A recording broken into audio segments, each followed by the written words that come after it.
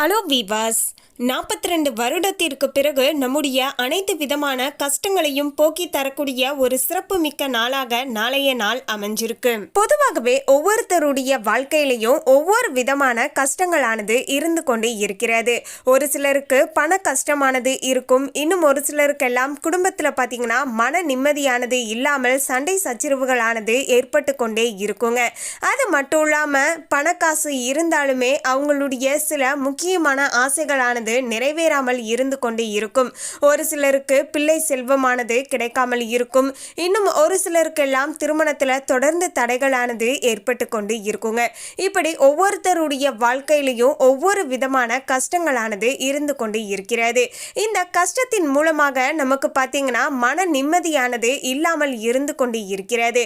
அப்படிப்பட்ட மன நிம்மதியை நமக்கு ஏற்படுத்தி தரக்கூடிய ஒரு சிறப்புமிக்க நாளாகத்தான் பல ஆண்டுகளுக்கு பிறகு நாளைய நாள் நமக்கு அமைஞ்சிருக்குங்க. நாளைய நாள் ரொம்ப எளிமையாக உங்க வீட்டில் இருக்கக்கூடிய ₹1 நாணயம் மற்றும் உங்க வீட்டு பூஜை அறையில, அதாவது உங்க வீட்டு சமையல் அறையில பயன்படுத்தக்கூடிய மிளகு வைத்து இப்படி மட்டும் நீங்க பூஜை அறையில செய்து வைத்தீங்கன்னா போதுங்க.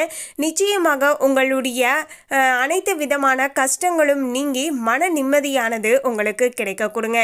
எப்பேற்பட்ட கஷ்டமாக இருந்தாலும் சரிங்க, அந்த கஷ்டங்கள் அனைத்துமே பார்த்தீங்கன்னா விலகக்கூடிய ஒரு நாளாக நாளைய நாள் அமைய போகிறது.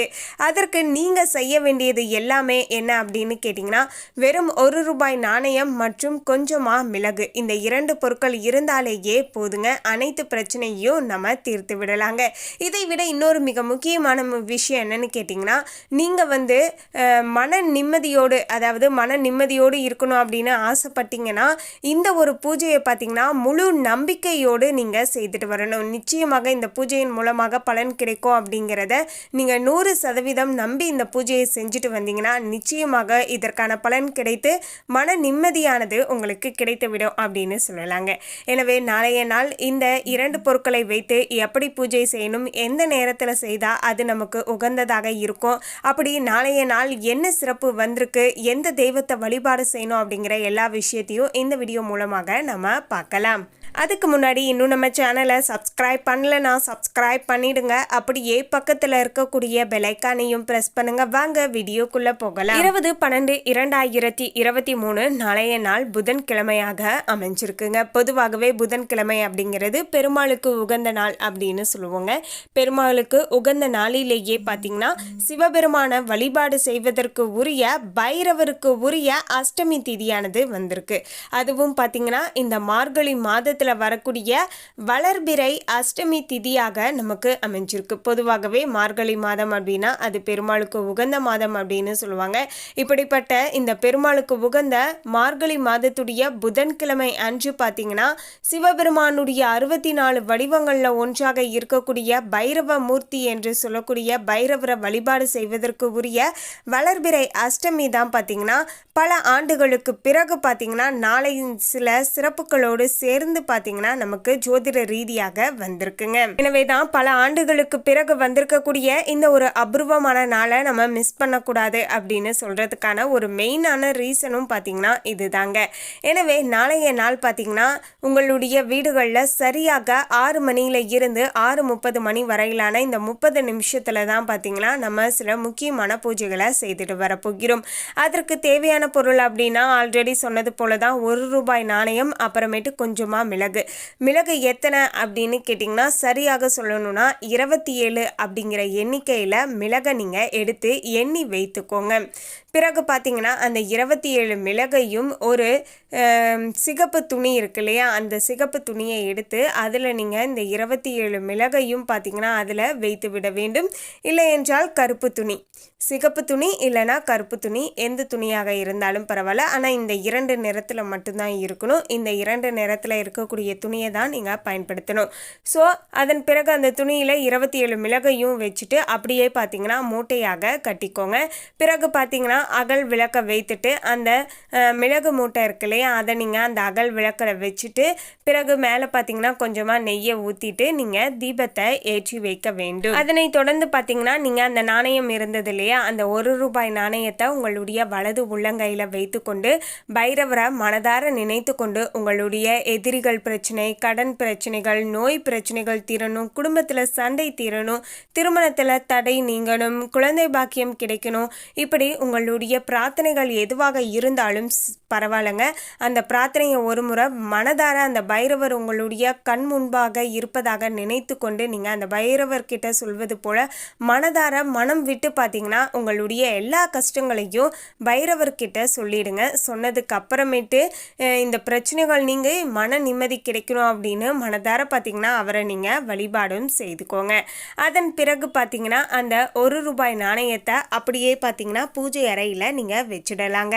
அதே போல தாங்க ஏதாவது சிகப்பு துணி இல்லைன்னா கருப்பு நிற துணியில் பார்த்தீங்கன்னா, கருப்பு கூட வேணாங்க, சிகப்பு நிற துணியை எடுத்துக்கோங்க. அந்த துணியில் இந்த ₹1 நாணயத்தை வைத்து அப்படியே பொட்டலமாக முடிச்சு போட்டு அப்படியே பூஜை அறையில் வச்சுட்டு எப்போதும் போல் காமாட்சி விளக்கில் தீபத்தை ஏற்றி வைத்து மனதார வழிபாடு செய்துக்கோங்க.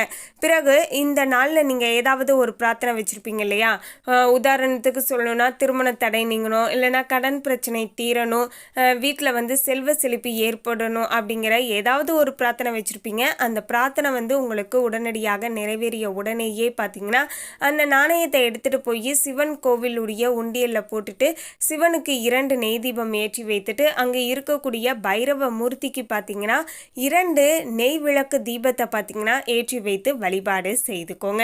நிச்சயமாக பார்த்தீங்கன்னா உங்களுடைய பிரார்த்தனைக்கான பலன் கிடைக்குங்க. ஒரு சிலருக்கு பார்த்தீங்கன்னா ஒரு வாரத்திலேயே பார்த்தீங்கன்னா நீங்கள் வைத்த பிரார்த்தனைக்கான பலன் உங்களுக்கு கிடைக்கலாம்.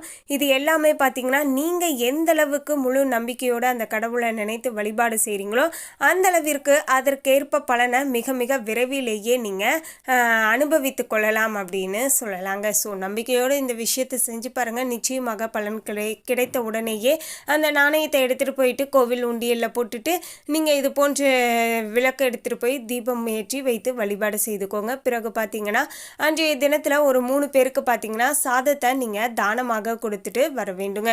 ரோட்டில் எத்தனையோ பேர் பார்த்தீங்கன்னா சாதத்திற்கு ரொம்பவே கஷ்டப்படக்கூடியவர்கள் இருப்பாங்க. ஸோ அப்படிப்பட்டவர்களுக்கு சாதம் வாங்கிட்டு போய் கொடுத்துடுவாங்க.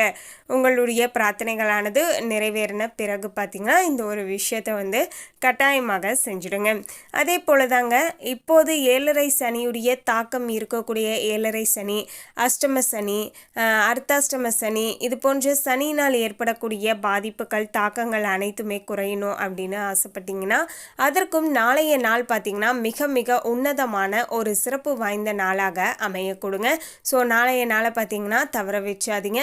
முக்கியமாக சொல்லணும்னா தற்போது பார்த்தீங்கன்னா 7.5 சனியுடைய பாத சனி நடந்து கொண்டு இருக்கின்ற மகர ராசி, ஜென்ம சனி நடந்து கொண்டு இருக்கின்ற கும்பராசி, அதே போல் இப்போ தான் ஆரம்ப சனி நடந்து கொண்டு இருக்கின்ற மீன ராசி என இந்த அனைவருமே, அதாவது விரய சனி நடந்து கொண்டு இருக்கின்ற மீன ராசி என இந்த 3 ராசியினருமே கட்டாயமாக நாளைய தினத்தில் பைரவரை வழிபாடு செய்துக்கோங்க.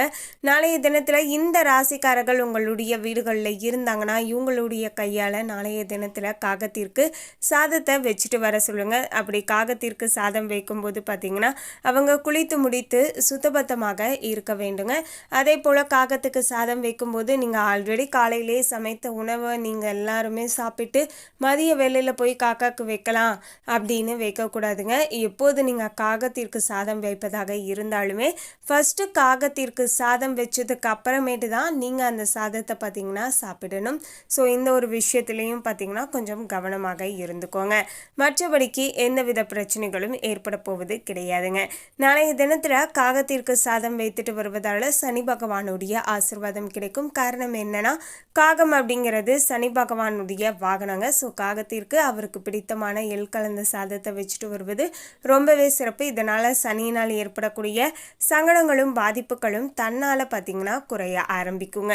அதே போல் பார்த்திங்கன்னா பைரவருக்கு உரிய வாகனமாக இருப்பது நாய் அப்படின்னு சொல்லலாங்க. ஸோ நாளைய தினத்தில் உங்கள் வீட்டில் இருக்கக்கூடிய ஸ்ட்ரீட் டாக்ஸ்லாம் இருக்கு இல்லையா, அந்த டாக்ஸுக்கு பார்த்திங்கன்னா நீங்கள் வந்து சில உணவுகளை பார்த்திங்கன்னா வாங்கிட்டு போய் கொடுக்கலாம். பிஸ்கெட்டு இது போன்ற உணவுகளை பார்த்திங்கன்னா நீங்கள் அந்த நாய்களுக்கு கொடுத்துட்டு வரலாங்க. இதன் மூலமாகவும் பைரவருடைய ஆசீர்வாதமானது கிடைக்க கொடுங்க. ஸோ பல ஆண்டுகளுக்கு பிறகு வந்திருக்கக்கூடிய இந்த ஒரு அபூர்வமான சிறப்பு மிக்க நாளைய நாளை தவற வச்சாதீங்க. அதுவும் குறிப்பாக சொல்லணும்னா அந்த ஒரு 30 நிமிஷத்தை தவற வச்சாதீங்க. அந்த நேரத்தில் சரியாக மிளகு மற்றும் ₹1 நாணயத்தை வைத்து இந்த பூஜையை செஞ்சுடுங்க. மேலும் இந்த தகவலை பற்றிய உங்களுடைய கருத்தை கமெண்ட்ல பதிவு பண்ணுங்க. இந்த தகவல் உங்களுக்கு பிடிச்சிருந்தா லைக் பண்ணுங்க, ஷேர் பண்ணுங்க. இது போன்ற சுவாரஸ்யமான தகவலை தெரிந்து கொள்ள சேனலை சப்ஸ்கிரைப் பண்ணுங்க. தேங்க்யூ.